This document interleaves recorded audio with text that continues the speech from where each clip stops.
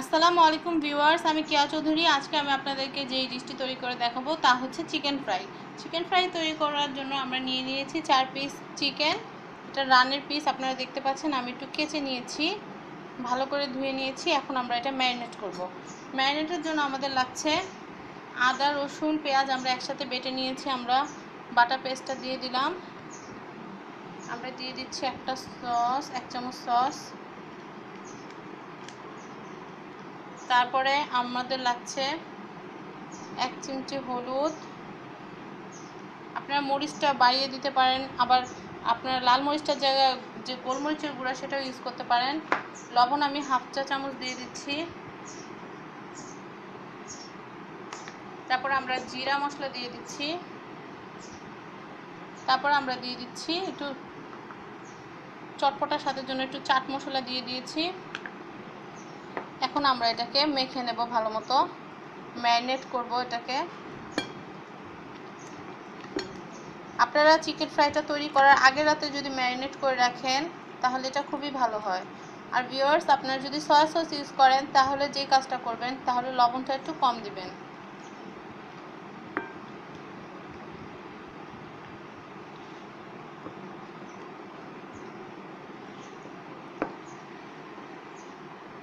এটা ম্যারিনেট করে নিয়েছি আমরা চিকেন ফ্রাইয়ের জন্য চিকেনটাকে আমরা ম্যারিনেট করে নিলাম। এখন এইটা আমরা প্রথমে বেসন দিয়ে এভাবে একবারে ভাজবো না।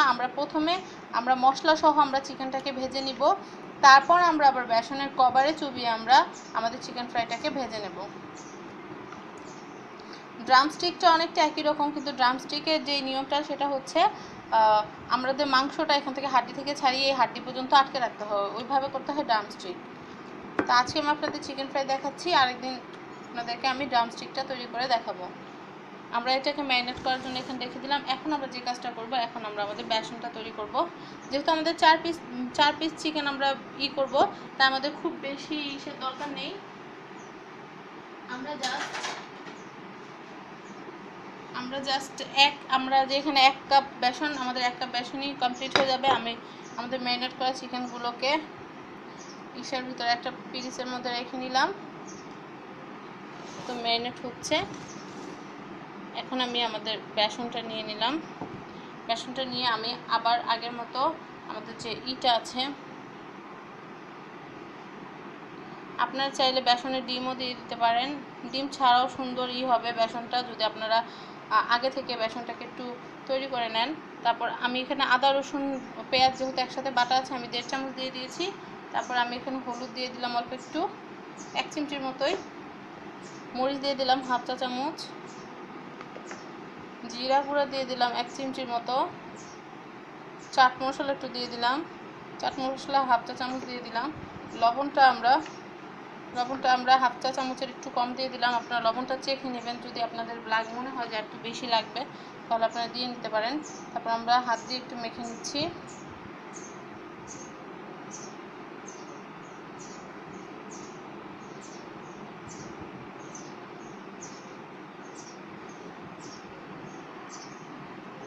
এখন আমরা পানি দিয়ে দিব, পানি দিয়ে মেখে নেব।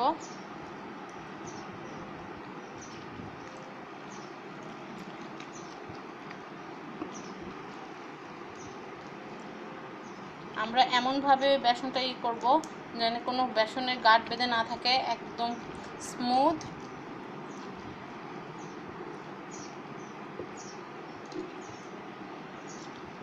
আপনার বেসন মাখাটার উপরে ডিপেন্ড করবে যে আপনার কত সুন্দর হবে। আমাদের চিকেনের ভিতরে মশলা ঢুকছে সুন্দর মতো। আমরা যেহেতু একটু কেচে নিয়েছি, আমরা যদি কেচে না নিই তাহলে কিন্তু খুব সুন্দর হবে না। আমরা 2 বারে চিকেনটা করব, কারণ আমরা প্রথমবার যদি চিকেনটাকে একবার বেসনে ডুবিয়ে দিয়ে দিই তাহলে দেখা যেতে পারে যে বেসনের যে উপরে কভারটা পুড়ে যাবে কিন্তু ভিতরে কাঁচা থেকে যাবে। আর যদি আগে থেকে আমরা চিকেনটা তৈরি করে নিই তাহলে কিন্তু আর এই চান্সটা থাকে না। আমি বেসনটা তৈরি করে নিয়েছি, এখন আমরা চিকেনটাকে ভেজে নেব, অতক্ষণে বেসনটা রেডি হতে থাকবে। আপনারা বেসনে একটুখানি সস দিতে পারেন, আমি একটু দিয়ে দিলাম। একদম লাস্টে আমরা সসটা মিলালাম যেন সসের যে টেক্সচারটা, গ্রানটা খুব সুন্দর থাকে। তারপর এখানে আমরা একটু ম্যাজিক যে মশলা সেটাও আমরা দিয়ে দিতে পারি।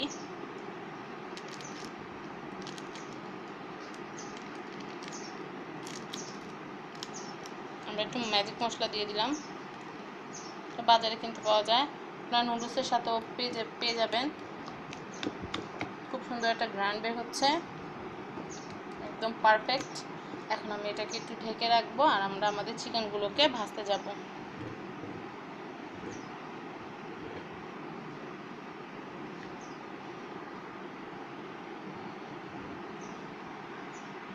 আমরা একটা কড়াইয়ের ভিতরে তেল গরম করতে দিয়ে দিয়েছি আগে। এখন জাস্ট আমরা আমাদের চিকেনগুলোকে একটু ধৈর্য সহকারে একটা একটা করে ভেজে নেব। চলুন তাহলে আমরা তেলে চিকেনগুলো ভেজে নিই। আমাদের তেলটা গরম হচ্ছে, আমরা এখন গরম তেলের ভিতরে আমরা এক পিস করে আমাদের চিকেনটা দিয়ে দিব।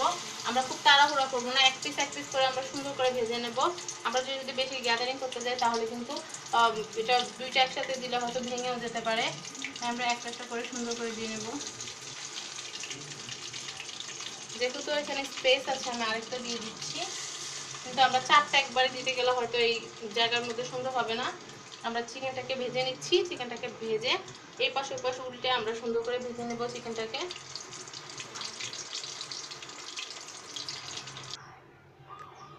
আমরা আমাদের চিকেনগুলোকে ভেজে নিয়েছি। এখন আমরা আমাদের যে বেসনটা আমরা তৈরি করে নিয়েছি, বেসনের ভিতরে আমরা আমাদের চিকেনগুলোকে এভাবে মেখে আমরা আমাদের যে তেলটা আছে তেলের ভিতর দিয়ে দেব। ভিউয়ার্স, চিকেনটা ভাজার পরে কিন্তু তেলের ভিতরে মশলাও থাকতে পারে, আপনারা জাস্ট একটু ছাঁকনি দিয়ে ছেঁকে নেবেন, তাতে করে দেখা যাবে যে তেলের ভিতর যে আলাদা যে মশলা পোড়াগুলো আছে ওগুলো থাকবে না।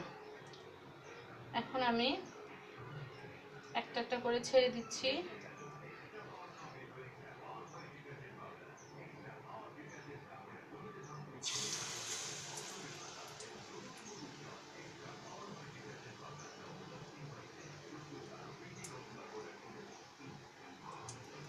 আমরা একটা একটা করে সবগুলো ভেজে আমরা আপনাদেরকে দেখাচ্ছি।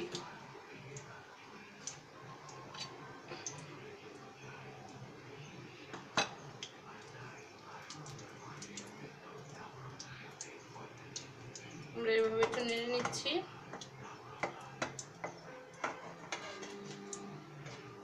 আমরা একটু সময় দিব এটাকে সেট হওয়ার জন্য।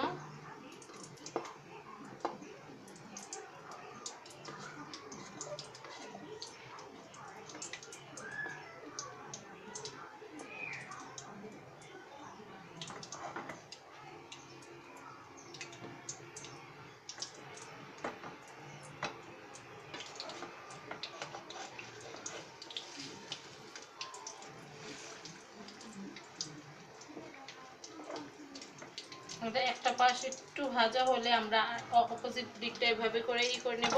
এভাবে আমরা ঘুরিয়ে ঘুরিয়ে ভেজে নেব আমাদের চিকেন ফ্রাই।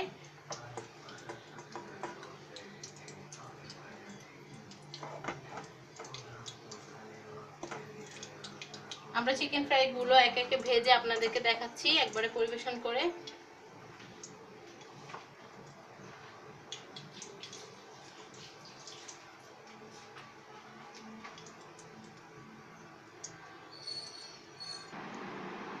ভিউয়ার্স, আমরা একে একে আমাদের সবগুলো চিকেন ফ্রাই ভেজে নিয়েছি বেসনে। এখন আমরা মেয়োনেজ আর আমাদের যে টমেটো সস দিয়ে আমরা এটাকে পরিবেশন করে নিয়েছি। আপনারা জাস্ট এটাকে একটু সের সাথে এইভাবে করে একটু মিশিয়ে নেবেন, মিশিয়ে নিয়ে ব্যাস, তাহলে দেখবেন যে খুব মজাদার একটা সস তৈরি হয়ে গিয়েছে মেয়োনেজ আর টমেটো সস দিয়ে। আপনারা এটা দিয়ে চিকেনটা খেলে অনেক মজা পাবেন। এটাতে একটু কাঁচামরিচ অ্যাড করতে পারেন, আশা করি খুব ভালো লাগবে আপনাদের। তাহলে তৈরি হয়ে গেল আমাদের মজাদার চিকেন ফ্রাই। আপনারা বাসায় তৈরি করবেন এরকম মজার চিকেন ফ্রাই এবং পরিবার সকলে মিলে খাবেন। আর বৃষ্টির দিনের এটা খুবই মজার একটা ডিশ বৃষ্টির দিনের জন্য। আবার সামনে রোজা আসছে, রোজাতেও আমরা এরকম বিভিন্ন ধরনের মজার চিকেন ফ্রাই, তারপর বিফ, এগুলো পাকোড়া টাকোড়া তৈরি করব। তো আমার এই রেসিপিটি যদি আপনাদের ভালো লেগে থাকে তাহলে প্লিজ লাইক দিবেন, শেয়ার করবেন এবং সাবস্ক্রাইব করবেন আমার চ্যানেল ফ্যামিলি অ্যান্ড ফ্রেন্ডস। আমরা চেষ্টা করছি আপনাদের প্রয়োজনীয় যেই রেসিপিগুলো আপনাদেরকে দেওয়ার জন্য। আর আপনাদের যদি কোনো রিকোয়েস্টের কোনো থাকে, রেসিপি জানার কোনো রেসিপি থাকে, তাহলে অবশ্যই আমাকে কমেন্টে জানাবেন। আমি আমার সাধ্যমতো চেষ্টা করব। আর আমার জন্য দোয়া করবেন। এবং আমার যে ফ্যামিলি অ্যান্ড ফ্রেন্ডস, আমার যে চ্যানেল, এই চ্যানেলটি আপনার ফ্যামিলি এবং ফ্রেন্ডসদের কাছে পৌঁছে দিবেন, এটা আমার পক্ষ থেকে আপনাদের কাছে রিকোয়েস্ট। তো ভিউয়ার্স, আর বেশি কথা বাড়াবো না, তো আজকের মতো বিদায় নিচ্ছি। আরেকদিন আপনাদের সামনে আসবো নতুন কোনো রেসিপি নিয়ে। আল্লাহ হাফেজ, ভালো থাকবেন।